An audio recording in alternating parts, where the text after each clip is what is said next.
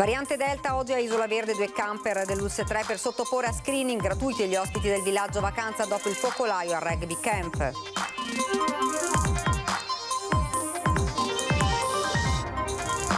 Il racconto della mamma di uno dei bambini padovani positivi alla variante Delta dopo il campus di rugby a Isola Verde. Ora il piccolo 10 anni sta meglio, ma resta la preoccupazione. A Padova in corso i tracciamenti della variante Delta e brasiliana nei 2 cluster padovani, intanto contagiati 2 contatti stretti della 49enne in terapia intensiva. Omicidio di Moriago, è stata una disperata battaglia per vivere quella di Elisa Campeola e la conferma dall'autopsia, la 35enne colpita senza pietà, molte ferite sulle braccia nel tentativo di lottare contro la furia del killer. Domani al via al Tribunale di Vicenza il processo FAS che vede imputati 15 manager, 150 fra testi e periti in aula, ci saranno anche le mamme no FAS. Movimento 5 Stelle sempre più nel caos con lo scontro tra i sostenitori di Grillo e quelli di Conte, il politologo Feltrin, partito legato ad un leader che non si sa come sostituire senza disgregarsi. E nel 1600° anno di Fondazione Venezia celebra il suo simbolo, nasce il progetto Al Paron de Casa per far conoscere con eventi speciali la storia del campanile di San Marco. Mostra del cinema di Venezia, l'8 settembre il Leone d'Oro alla carriera verrà consegnato all'attrice statunitense Jamie Lee Curtis, emozione per la storica protagonista della cult horror Halloween. Buonasera, ben ritrovati dalla redazione del Veneto. Dunque, in primo piano l'avete sentito, variante Delta oggi a Isola Verde di Chioggia, arrivati 2 camper dell'ULSS 3 per sottoporre a screening gratuito gli ospiti del villaggio vacanza. Per effettuare i tamponi completamente gratuiti a chi li volesse, 2 gli ambulatori mobili della ULSS 3 da questa mattina presenti nell'area adiacente al campeggio di Isola Verde di Chioggia, dove è stato riscontrato il cluster di positività al Covid con variante Delta. 15 le persone che sono risultate positive, di cui nel dettaglio 8 del Padovano, 2 del Trevigiano, 3 del Vicentino, con 2 residenti fuori regione, ovvero una nel Lazio e l'altra in Liguria. Nello specifico stiamo facendo proprio uno screening di popolazione a supporto opportunità di tutta la popolazione che sta frequentando questo camping a seguito del caso positivo che c'è stato e è proprio una opportunità che viene data dalla Regione Veneto, dall'ULSS 3 Serenissima, a tutte le persone che vogliono sentirsi sicure e fare una vacanza serena. Il focolaio è individuato la scorsa settimana perché uno dei bimbi di 10 anni del Padovano, iscrittosi al camp rugby, aveva manifestato un gran mal di testa seguito il giorno dopo da una forte febbre. Da qui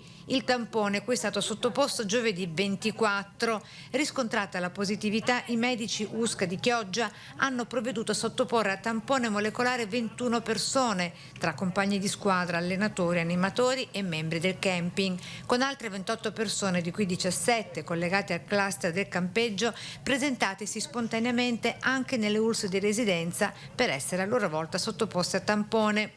Dall'indagine epidemiologica non risultano positivi sintomatici vaccinati ed è chiaramente certa la diffusione tipica dei cluster pediatrici. Una mamma, l'unico genitore positivizzato in seguito al contatto con il figlio a sua volta positivo e che, vaccinata con 2 dosi di Moderna, è però asintomatica. La preoccupazione, non glielo nascondo, c'è anche per le persone già vaccinate. Certo, noi sappiamo che comunque la vaccinazione fatta in duplice dose, come è da prescrizione regionale o comunque da ministeriale, garantisce una buona protezione, quindi l'invito è sempre quello anche di vaccinarsi, continuare a vaccinare. Il figlio sta abbastanza bene, ma ha avuto sia la febbre che la perdita del gusto tipici della malattia. Parla la mamma di un bambino di 10 anni, uno dei 6 bambini padovani positivi alla variante Delta dopo il campus di rugby a Isola Verde. Forse, però quel segno di poi, ovviamente non è il segno di poi, non si va molto lontano, però magari forse era il caso di fare un tampone a tutti un po' di giorni prima, come so in alcuni campus richiedono. Chiara è chiusa in casa con il figlio di 10 anni, lontana dal resto della famiglia, in stanza da solo con la TV il bambino, uno dei 6 contagiati dell'ULSS 6 da variante Delta durante il campus di rugby a Isola Verde. Tutto inizia con una telefonata 6 giorni fa, quando gli organizzatori comunicano che il figlio ha avuto la febbre e sarà sottoposto a tampone. Positivo il rapido, positivo 24 ore dopo anche il molecolare. Sembrava tutto più o meno tranquillo, nel senso che sì, siamo andati tutti a prenderci i nostri figli, poi però dall'analisi dei molecolari è venuto fuori che era questa variante Delta e quindi diciamo che le cose si sono un po' complicate. Lei è negativa, non proprio una passeggiata per il bambino. Mio figlio in realtà per 4 sere ha avuto la febbre bella alta, è arrivata anche oltre 39, perdita del gusto, quindi un gusto diciamo molto alterato, quindi faceva fatica a mangiare qualsiasi cosa, però diciamo dopo questi 4 giorni un po' critici adesso il bambino sta molto meglio. La donna ha già avuto la prima dose di vaccino ma non nasconde i suoi timori. 5 telefonate al giorno dell'AS di Padova, i tamponi a domicilio, dobbiamo tutte le 1000 domande dobbiamo tracciare tutti i movimenti del bambino, insomma ci hanno messo un po' di ansia in più, però insomma vedere che comunque il bambino sta bene la cosa ci rassicura. Adesso ovvio è cercare di stare attenti noi, insomma, me in particolare che sono qui col bambino, anche se in isolamento. Focolai da variante Delta e da variante brasiliana nel territorio dell'ULSS 6, in corso i tracciamenti, stabili le condizioni delle pazienti più gravi ricoverate in terapia intensiva, dimessi 2 pazienti della terapia subintensiva dell'azienda ospedaliera. Nel quadro generale di massima attenzione, le prime notizie che arrivano dall'azienda ospedaliera di Padova sono incoraggianti. Abbiamo 3 persone ricoverate per coronavirus, una in area medica, ieri erano 3, quindi ne abbiamo dimesse 2 ieri, e 2 in terapia intensiva, che sono le 2 signore, le 2 donne di cui abbiamo già parlato nei giorni scorsi. Donne non vaccinate, riferiscono i sanitari. Non ci risulta che ci sia la vaccinazione per queste 2 persone e sappiamo che appunto si tratta da una parte di una variante appunto brasiliana e dall'altra una variante Delta. Sono persone che stiamo seguendo, la prima, la più giovane, da diversi giorni, la seconda da meno giorni, e con tutte le terapie del caso. Sono quadri che stanno andando, me lo auguro, insomma, per adesso nel verso giusto. Intanto continua il tracciamento operato dai sanitari del Servizio Igiene e Prevenzione dell'ULSS Euganea. Sono risultati contagiati anche 2 contatti stretti della donna in terapia intensiva da variante Delta. Sono fermi a 14 positivi, tutti cittadini del Bangladesh, residenti nel condominio dell'Arcella. Si stanno attendendo gli esiti dei 40 tamponi a cui sono stati sottoposti i familiari dei bambini e degli operatori rientrati dal campus di rugby di Isola Verde, dove per ora sono risultati contagiati 6 bambini e 2 membri dello staff residenti nel Padovano. Questo è il quadro generale della presenza delle varianti di un virus che i sanitari ricordano è molto subdolo. La prevalenza, come ben sapete, è ancora quella della variante alfa, cioè la cosiddetta inglese. Poi abbiamo la brasiliana, la cosiddetta variante gamma. È come dire molto, dico 3 volte diminuita la variante sudafricana, quindi casi proprio ridotti a qualche unità, mentre sta sviluppandosi appunto questa variante Delta, che è la variante indiana. Quindi è un virus che circola e quindi noi ancora una volta appelliamo prima di tutto al senso civico delle persone. Il focolaio di Isola Verde ha coinvolto anche il Vicentino. La variante Delta del Covid lambisce anche il Vicentino. Nel cluster di Isola Verde a Chioggia ci sono anche 3 bambini del territorio di Vicenza. I ragazzini, come gli altri che sono risultati positivi, stavano frequentando il centro estivo di rugby nel camping Isamar. Si tratta di casi che abbiamo seguito, stiamo appunto contattando le varie famiglie, abbiamo messo tutti in quarantena i contatti stretti e gli stessi casi positivi sono attualmente in isolamento. Attualmente i nostri 3 casi sono in fase di sequenziamento che è stato stato richiesto per tutti e tre, ma non abbiamo ancora ad oggi il risultato. Bambini che al momento risulterebbero pauci sintomatici o asintomatici e non ci sarebbero dati su ricovero di sintomatologia rilevante. Intanto, dopo i lunghi mesi di emergenza, anche la terapia intensiva del San Bortolo di Vicenza può tirare un sospiro di sollievo. Infatti, per la prima volta da settembre non vi sarebbero più ricoveri per Covid. Confortanti anche i dati che arrivano sulla situazione contagi. Nelle ultime settimane il livello di contagi si è molto abbassato, ci aggiriamo su una media giornaliera di 5, 6, 8 casi o anche meno a volte, quindi sicuramente numeri che ci permettono di fare un tracciamento più accurato rispetto ai mesi scorsi. Cerchiamo di mantenere alta l'attenzione, di fare un contact tracing allargato al fine di contenere il più possibile la diffusione anche di potenziali varianti. Ed ora andiamo invece a Bassano e abbiamo sentito i cittadini sempre per quanto riguarda le varianti. Le varianti del virus ci spaventano per la velocità di diffusione e i dubbi sulla mutazione del Covid sono moltissimi.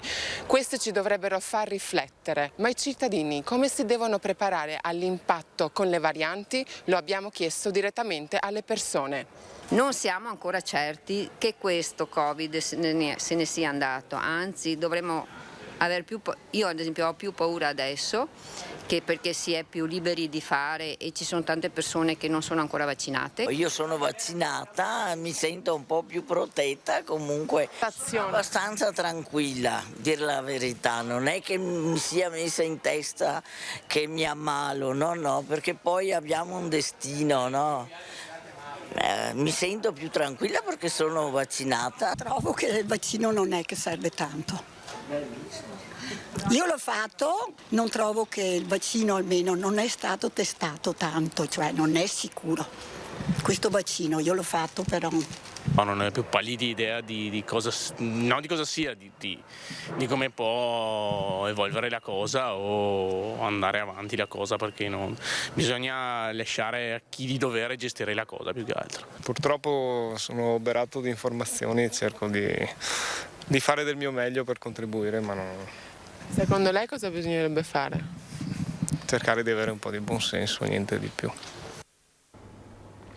Cambiamo argomento. Al via domani in tribunale a Vicenza il maxi processo per l'inquinamento da FAS, in aula anche il comitato Mamme No FAS.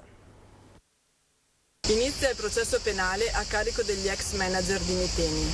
Noi Mamme No FAS abbiamo fiducia nella magistratura e daremo il nostro contributo affinché vengano chiarite le responsabilità. Ci saranno anche loro, le mamme del comitato No FAS, giovedì 1 luglio all'apertura in tribunale a Vicenza del processo penale legato all'inquinamento da sostanze perfluoroalchiliche, che vede sul banco degli imputati 15 manager che si sono succeduti negli anni alla guida della Miteni di Trissino. Le accuse sono pesanti, dovranno rispondere di avvelenamento delle acque, disastro innominato aggravato e inquinamento ambientale.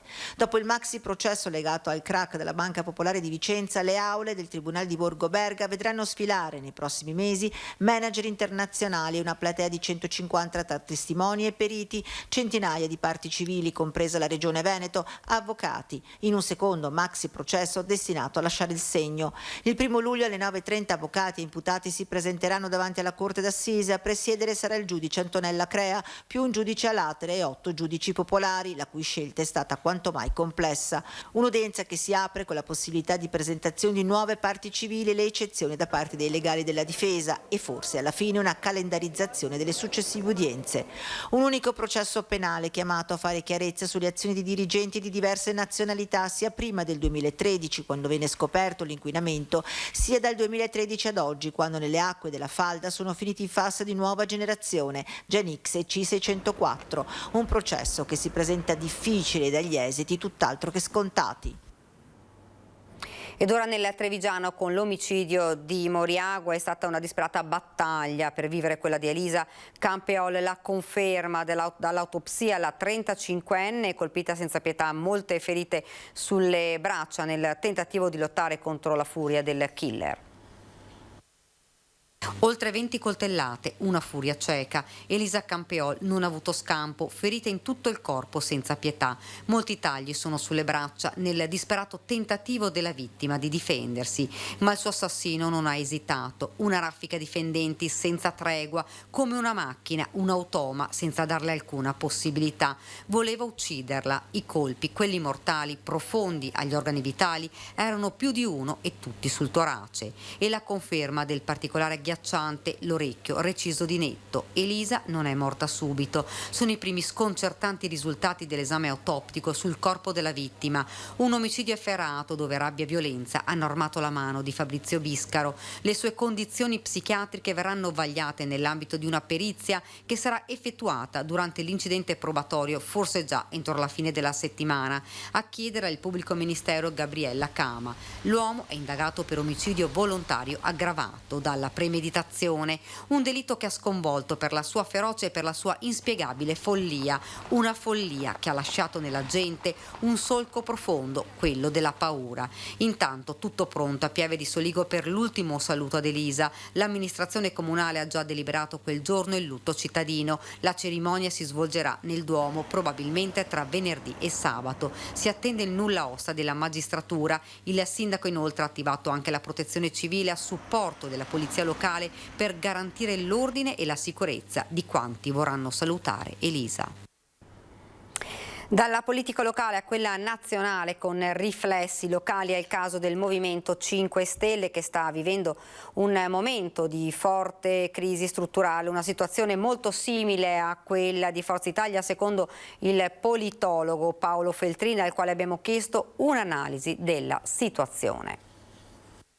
Classicamente il Movimento 5 Stelle si trova in questa situazione, no? Cioè di non sapere individuare delle regole per sostituire il padre fondatore. Parte da questa tesi l'analisi politica del professor Paolo Feltrin sulla situazione del Movimento 5 Stelle. Una crisi che cresce ora dopo ora con esponenti di primo piano come semplici attivisti divisi tra la nuova via di Giuseppe Conte e l'impianto storico di Beppe Grillo. Un dilemma nazionale ma anche locale, considerando che in diversi comuni della Marca il Movimento 5 Stelle pesa politicamente. Per Feltrin questa crisi è molto simile a quella che stanno attraversando gli azzurri di Berlusconi, con la diaspora verso il partito di Totti e Brugnaro. L'unico modo per sostituirlo è la fine della vita, nel decesso, no? E allora quando i movimenti si trovano in questa situazione vanno in crisi. Qualche problema di questo genere, come ben sappiamo, anche Forza Italia. Per Feltrin, se Grillo non cede il potere, Giuseppe Conte non ha resistito alla tentazione di rimettersi subito in gioco, pur non avendo maturato maggiore esperienza politica. Poteva prendersi qualche anno sabbatico in giro per il mondo in un ruolo più tecnico e defilato e poi tornare in campo. Il rischio concreto che corre in questo momento è finire esattamente come è finito Monti. Il processo disgregatorio dei 5 Stelle non interferirà sul governo, anzi lo rafforzerà, con gli altri partiti tutt'altro che preoccupati. La mia idea è che tutti quelli che dicono che si preoccupano sotto sotto si fregano le mani, ben contenti di un alleato scomodo, di un concorrente scomodo che è entrato in fibrillazione e in difficoltà. Spaccature e stravolgimenti che inevitabilmente si rifletteranno sulle elezioni, non tanto amministrative quanto politiche. Quel che accadrà dopo le elezioni, siano esse nel 2022 o come invece io penso nel 2023, è del tutto indipendente dal risultato elettorale e probabilmente si avvicinerà molto di più all'idea di una grande coalizione alla tedesca. Giorni di trepidante attesa e finalmente la notizia. Il Consiglio di Stato blocca in modo definitivo la realizzazione di un centro commerciale a ridosso del Castello del Cataio. Il centro commerciale da 32.000 metri quadrati a ridosso del Castello del Cataio non sa da fare. I bravi di Manzoniana Memoria smettono le vesti dei bruti e indossano quelle dei paladini della giustizia, prendendo la forma di una sentenza, quella del Consiglio di Stato, che pone fine dopo più di 20 anni a una battaglia durissima. Non esitano a parlare di Vittorio i residenti, i viticoltori di questa meravigliosa area ai piedi dei colli, i comitati ambientalisti che avevano stretto una solida alleanza con le associazioni dei commercianti. Anni di dure battaglie, di manifestazioni, di visite guidate al castello che grazie alla nuova proprietà riprendeva vita con la spada di Damocle pendente sulla testa di ricorsi, pronunciamenti e sentenze per arrivare a quella definitiva del Consiglio di Stato. Le 24 pagine della sentenza scrivono nero su bianco quale sia l'interesse prevalente della comunità. L'aspettativa edificatoria dei privati non può dunque essere considerata un elemento idoneo a impedire il pieno esplicarsi della tutela del bene riconosciuto di valore ambientale. Insomma, il Cataio va preservato, una battaglia in cui la nostra emittente è stata sempre a fianco dei cittadini in difesa di un bene prezioso per tutta la comunità. In occasione dei 1600 anni di Venezia una serie di iniziative celebreranno il campanile di San Marco coinvolgendo gran parte della città a partire dalle scuole. Venezia è un patrimonio storico e artistico inestimabile, ma qualsiasi celebrazione dei suoi 1600 anni di storia non può prescindere da lui, il Paron de Casa, il campanile di San Marco. Anche perché proprio in questo periodo si è rifatto vivo al Lido suo fratello maggiore, il campanile crollato il 14 luglio 1902, i cui mattoni furono sparsi nel Mar Adriatico, a circa 3 miglia dalla spiaggia. Il Mose, con la lunata del Lido, ha accelerato le correnti e quel 1.200.000 mattoni che si trova a largo del Lido, a 3 miglia, a San Nicolò, praticamente per rotolamento arrivano in spiaggia e quest'anno ne sono arrivati tantissimi. È da qui che nasce il progetto Il Paron de Casa, un'iniziativa a più livelli che coinvolge un ampio spettro di enti e istituzioni cittadine, tra pomeriggi di archeologia pubblica in spiaggia, in collaborazione con l'Università di Ca' Foscari, salotti culturali e scientifici, giochi didattici per le scuole, seminari e persino un concorso riservato alle scuole per ricostruire il proprio campanile con materiali riciclati. Questa serie di eventi hanno lo scopo di far scoprire, di far vivere ai nostri ragazzi, ma anche a tutti i veneziani, il nostro territorio, farli immergere nelle bellezze che la nostra città ha da offrire, che sono bellezze veramente a 360 gradi e sconfinate, e quindi speriamo di far nascere ma anche crescere, perché tutti noi ce l'abbiamo, lo spirito veneziano, per tutelare, sostenere e valorizzare la nostra città di Venezia, che è la città più bella del mondo. Conoscere la propria storia in maniera diretta, come può avvenire con l'archeologia, approfondirla in seminari e anche in iniziative ludiche, rappresenta probabilmente il modo migliore di preservare e rafforzare un'identità culturale che si dipana lungo i secoli. Uno degli scopi, degli obiettivi del progetto è anche sostenere la Basilica di San Marco. Infatti raccogliamo dei fondi per i lavori, le manutenzioni della Basilica, che è stata intaccata fortemente dall'acqua alta anche recentemente. Sarà l'attrice statunitense Jamie Lee Curtis a ricevere il Leone d'Oro alla carriera della 70ª mostra del cinema di Venezia, in programma dall'1 all'11 settembre. La consegna sarà l'8 settembre nella Sala Grande del Palazzo Cinema. Attrice eclettica, figlia di Tony Curtis, è entrata nell'immaginario collettivo nel 1978 per la sua interpretazione di un classico dell'horror come Halloween, ma è stata capace di confrontarsi anche con la commedia, come in un altro cult, in Una poltrona per due di John Landis. Ed era l'ultima notizia, vi lascio come di consueto alle nostre previsioni del tempo. Grazie davvero per averci seguito e buona serata.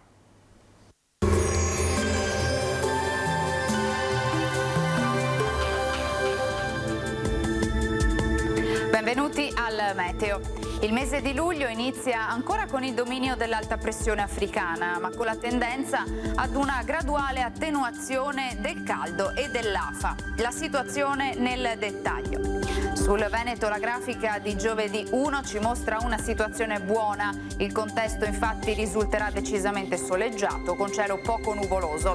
Tuttavia nelle ore pomeridiane non si escludono dei temporali sparsi sulle zone montane, localmente fin verso le aree pianeggianti. Temperature, come detto, un po' in calo, minime tra 16 e 21 gradi, massime invece tra i 27 e i 32 gradi. Ci spostiamo ora sul Friuli Venezia Giulia, dove avremo lo stesso scenario, tanto sole ovunque, anche in questo caso qualche rovescio al pomeriggio sui rilievi. Temperature minime tra 17 e 23 gradi, massime oscillanti invece tra i 29 e i 30 gradi. Infine diamo uno sguardo alla situazione del Trentino Alto Adige, dove dapprima sarà soleggiato, a seguire invece sarà possibile qualche locale temporale. Temperature minime intorno a 16-17 gradi, massime sui 31 all'incirca. Dal meteo di Antena 3 per ora è tutto, grazie per l'attenzione e arrivederci al prossimo aggiornamento.